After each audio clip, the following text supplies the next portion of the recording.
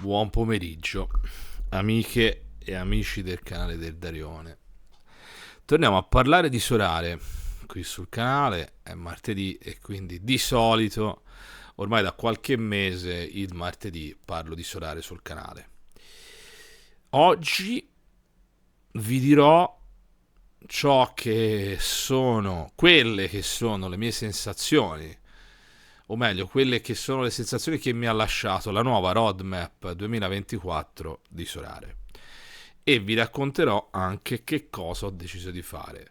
Cioè, per quelli che non sono riusciti a guardare la mia live su Twitch, l'ultima live che ho fatto sabato scorso, sabato mattina, e faccio un breve riassunto qua. Il video sarà molto breve e spiegherò un po' quelle che sono appunto le mie sensazioni ad ulteriori giorni dal lancio della roadmap e appunto ripeto che cosa farò. Ma prima di andare avanti vi ricordo di cliccare sulla campanella se volete rimanere informati sui prossimi video che escono qui sul canale. Iscrivervi al gruppo Telegram. In questi giorni sono stato un po' meno presente, l'ho rilanciato meno, ma insomma mi raccomando, dentro parliamo di tante cose importanti per Sorare e non solo. E poi c'è il Patreon che insomma va alla grande e quindi quello continuerò ad utilizzarlo tantissimo.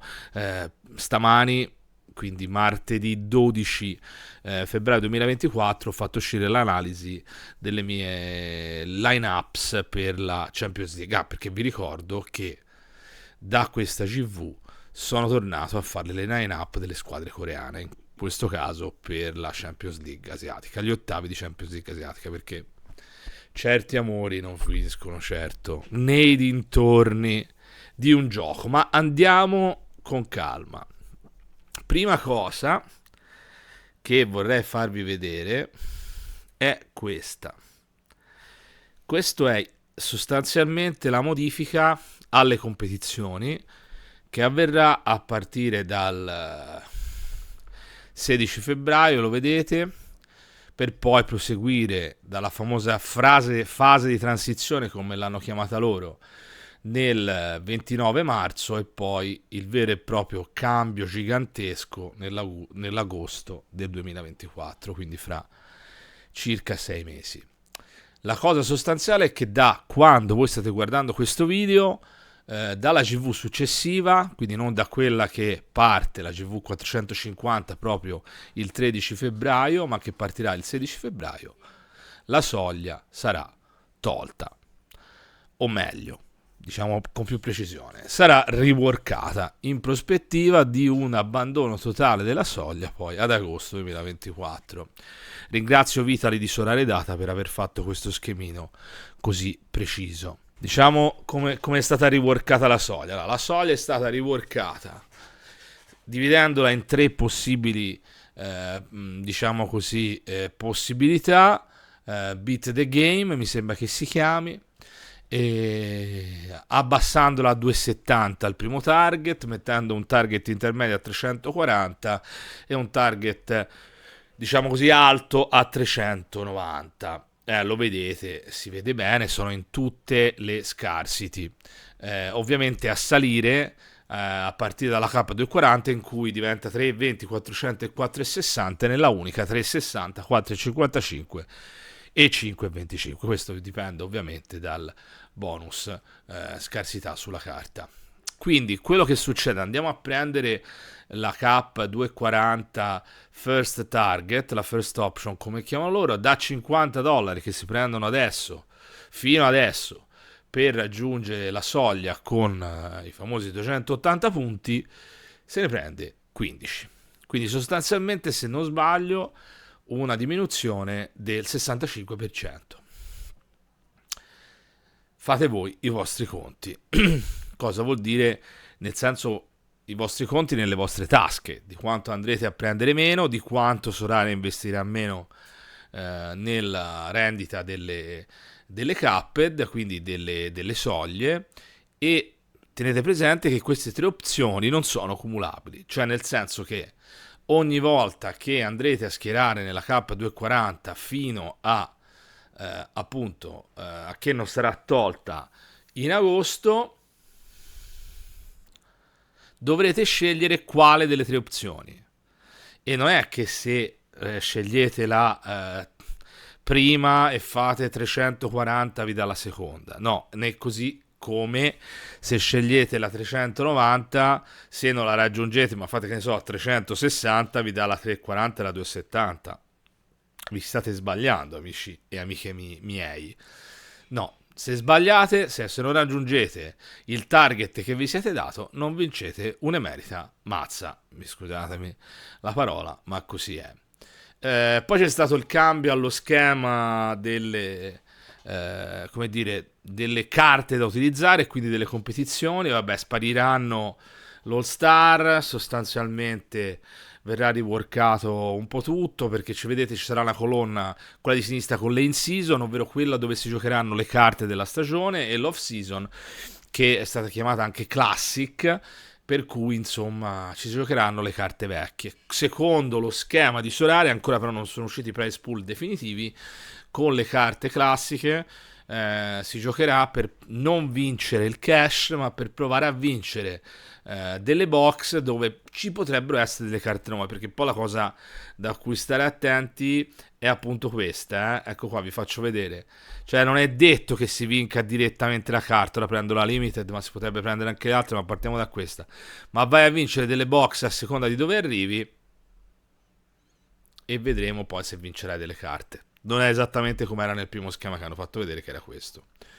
E niente, questo è più o meno la cosa che faranno, che secondo me è una delle cose più divertenti, quella ci sta, è quella delle divisions, nel senso che poi hanno diviso, vedete qua si vede, in Champions, Challengers e Contenders i vari campionati, e ognuno di queste tre, diciamo così, leghe ha poi delle divisioni da 1 a 4, si partirà dalla 5, 4-4-3, eccolo qui lo schema, 4-4-3-3, e per iscriversi ci sono delle divisions e si sale e si scende, ci sono delle promozioni e retrocessioni, 25%, 50%, ma non mi voglio perdere in queste cose perché non voglio spiegare la roadmap, perché non l'ho fatto. Questo video è solo per dire le mie sensazioni. Fatta questa cosa, velocemente vi faccio vedere anche questo schema, che è quello che vi ho spiegato sulla threshold. Non so se c'è, no, non c'è altro da vedere a questo punto. Vi leggo una cosa che mi sono scritto, che mi sembra anche giusto dirvi, ed è questa. La sensazione di questi giorni è stata per me un po' se esserci o non esserci su YouTube, nel senso se fare un video, se spiegare la roadmap. Tanti l'hanno fatta, secondo me dal loro punto di vista hanno fatto bene, io onestamente non l'ho fatto perché c'erano delle sensazioni che non mi tornavano rispetto a questa roadmap, allora piuttosto che mettermi lì a spiegare qualcosa che al momento non capivo fino in fondo, ho preferito prendermi qualche giorno, nel senso così è, insomma, perché ho preferito appunto mettermi in coda e osservare. Però ecco, non è che non volevo dire la mia, perché questo magari può sembrare un appoggio a Solare, insomma, ciò che è successo, perché insomma sapete bene com'è, no? In questa epoca dei social di un certo tipo c'è sempre pronta gente a saltare al collo degli altri per avere insomma 10 like in più, qualche iscritto in più qua e là, insomma diciamo il mondo di oggi ama molto lo sciacallaggio, ama il flame, ma sostanzialmente quello che chiamerei voyeurismo social, che sia fatto su YouTube, su Twitch o su altre piattaforme, questo poco cambia. Poi però a un certo punto ho deciso di fare comunque questo video, per aver fatto la live, perché poi, insomma ritenevo opportuno farlo, e dico una cosa in maniera molto chiara. Penso, con grande serenità lo dico, che sia stato un grande errore da parte di Solare quello di lanciare questa roadmap con un annuncio che dava 10 giorni per prepararsi ai manager. Dopo che appunto nei mesi scorsi sostanzialmente tutte le comunicazioni spingevano invece i manager a prepararsi alla Cuphead, a prepararsi a utilizzare le collections, che ad esempio sono sostanzialmente sparite, si usano e non si usano, e quindi sostanzialmente dal mio punto di vista questo è stato veramente un errore di proporzioni epiche. Io nella chat che ho con loro e nella call che ho fatto, loro hanno parlato con alcuni di noi, di content creator, insomma, per illustrare prima quella che sarebbe stata la roadmap. Non ci hanno sostanzialmente raccontato però niente nei dettagli, ci hanno solo detto, insomma, che sarebbero avvenute alcune cose, ma non nulla di sostanziale sulla soglia. Però io gli ho detto proprio chiaramente, ho detto, ma io spero che non cambierete la soglia, perché secondo me sarebbe un'eutanasia controllata, nel senso che la maggioranza delle persone oggi stanno in questo gioco, che sia giusto o che non sia giusto, per recuperare la soglia. Se voi la levate, secondo me, vi tirerete addosso una shitstorm incredibile e soprattutto destabilizzerete il gioco stesso, in cui il valore delle carte, da quando è stata introdotto tutto il game sul mondiale, è completamente e inesorabilmente crollato. Perché poi va detto anche chiaramente che nel corso del tempo sono stati fatti un errore sull'altro. Il più importante per me, quello che mi ha fatto cominciare un po' a mettere in dubbio alcune cose, è stato ovviamente, per chi mi segue lo sa, la questione relativa ai voti della K-League, che sono stati tolti live un giorno prima della partenza del campionato, mettendo completamente fuori gioco sostanzialmente le carte K-League e i manager che li utilizzavano. E poi dopo una questione dopo l'altra ci siamo sempre adattati. Per questo anche penso che sia stato un errore madornale, grossolano, perché alla fine questo cambiamento ha attaccato la maggioranza dei manager che stavano dentro al gioco, sostenendolo, nonostante tutta una serie di questioni che sono successe, occorse una dopo l'altra. Insomma, ci siamo sempre adattati, abbiamo sempre cercato di tenere botta, e però alla fine, insomma, diciamo che non c'è stato un grande rispetto, un profondo rispetto in questo. Io dico una cosa, come ho detto spesso nei video su YouTube, le trovate anche nelle interviste che ho fatto ai content creator internazionali, appunto, che le trovate qui sul mio canale. L'ho detto spessissimo, cioè credo che sia naturale a un certo punto che Sorare abbandoni le soglie.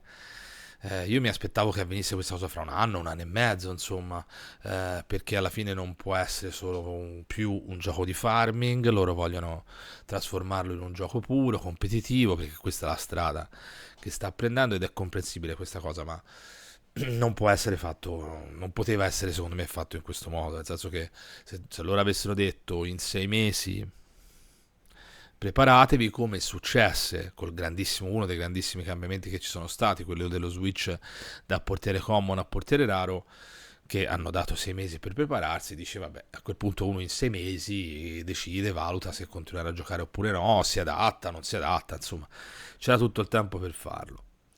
Questo non è andata così, e onestamente questo mi ha portato a prendere una decisione che non è quella del cash out, perché sto leggendo in giro sulle chat personaggi insomma vari ed eventuali che scrivono che farò cash out. Non farò cash out, ma farò un reset della gallery, ovvero stasera, voi state vedendo questo video martedì 12 febbraio, venderò tutta la mia gallery a un bot con cui ho un accordo economico da vari giorni. E ho aspettato, perché insomma, a consegnare la gallery, perché volevo schierare Asia, volevo avere quel brivido di farlo 3 mesi dopo che c'era stata l'attesa. Quindi ho schierato il frontale, insomma, che mentre voi state vedendo questo video sicuramente ha finito la partita. Spero naturalmente che sia andato molto bene. Poi reinvestirò il mio denaro su un Asia Top e 2 stack, perché comunque io sono estremamente addicted a questo gioco.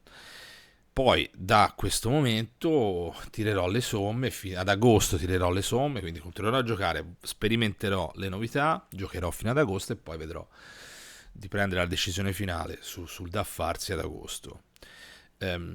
Io voglio anche precisare alcune cose, no? Cioè la più importante è che sono sempre stato fra quei pochi che non ha mai difeso Solare a spada tratta, ha sempre detto quello che pensava sulla piattaforma, e ho anche sbagliato, spesso sbagliato, ma ho sempre portato avanti una certa linea nei confronti miei, ma soprattutto nei confronti della community. E l'ho sempre detto, che loro hanno un grandissimo difetto di comunicazione proprio verso la community e verso l'esterno, perché io stesso mi ritengo parte della community, cioè quando si parla di content creator io in realtà mi sento uno di voi, cioè, anche perché non è Solare la mia principale fonte di lavoro, quindi sarebbe stupido dire altrimenti. E, queste problematiche loro non l'hanno mai risolte, insomma, eppure al di là appunto non noi, non me, non noi, in Italia hanno dei content creator incredibili che li affancano. Io mi domando, ma questi content creator che saranno veramente giustamente anche pagati tantissimo, possibile non gli abbiano mai detto: "Oh, ragazzi, state facendo una cagata mondiale". E quello è. Vabbè, la direzione della piattaforma quindi è quella del gioco, complete hot players, non c'è più la soglia. Io insomma sono addicted, però in questo momento bisogna un attimo di dimensionare l'investimento così da guardare tutto con più serenità. Ripeto, non è un cash out, è un reset. Per vedere se in questi mesi succede qualcosa che porta magari a un'inversione di rotta che può garantire un'ulteriore sopravvivenza della piattaforma. Non posso però continuare a farlo con tutte le squadre che potrei schierare, perché insomma continuerei a essere sempre più arrabbiato perché appunto ci sono questi divisions, perché poi hanno messo comunque Asia con una serie di campionati creando un calderone gigantesco. Diciamo che oggi più che arrabbiato sono stanco. Questa è, diciamo, la mia situazione. Sono più stanco che arrabbiato. E quindi per quello voglio recuperare il senso del gioco che comunque mi piace molto e schierare 3 squadre, 4, quante saranno, giusto per fun, insomma, per divertimento. Sono stanco perché alla fine ogni volta succede qualcosa su questo gioco, c'è da assorbire, no? Una novità incredibile, una novità assurda spesso, e poi c'è da assorbirla, rimangiarla, ripensarla e condividerla con la community per trovare una soluzione per, no, per cercare di continuare a stare dentro, continuare a giocare e poi rispondere alle domande della community stessa. Insomma, diciamo che in questo momento non, non mi sento, come dire, tutta questa grande energia per continuare a avere 7000 squadre, nel frattempo fare anche contenuti. Io continuerò, lo dico molto chiaramente, a fare le probabili formazioni, continuerò a dare informazioni sul mio Twitter, continuerò a utilizzare il Patreon perché è comunque parte integrante del lavoro, e appunto perché parte integrante del lavoro continuerò comunque a fare contenuti su YouTube. Bisogna vedere ovviamente che tipo di contenuti, in base anche ai cambiamenti che poi usciranno nelle prossime settimane, ma insomma non sparirò di certo, sparirò un pochino, diciamo così, cioè ridimensiono la mia, diciamo così, presenza in game, ecco. Questo era quanto. Se vi è piaciuto il video lasciate un mi piace, scrivete nei commenti che cosa ne pensate della roadmap, che cosa ne pensate di una scelta di questo tipo, e cliccate sulla campanella per continuare a rimanere aggiornati. Il Telegram, ricordatevelo, il Patreon, ricordatevelo. E detto questo, anche se con un po' di stanchezza, dico sempre, come sempre, buon surare a tutte e tutti. Ciao ciao.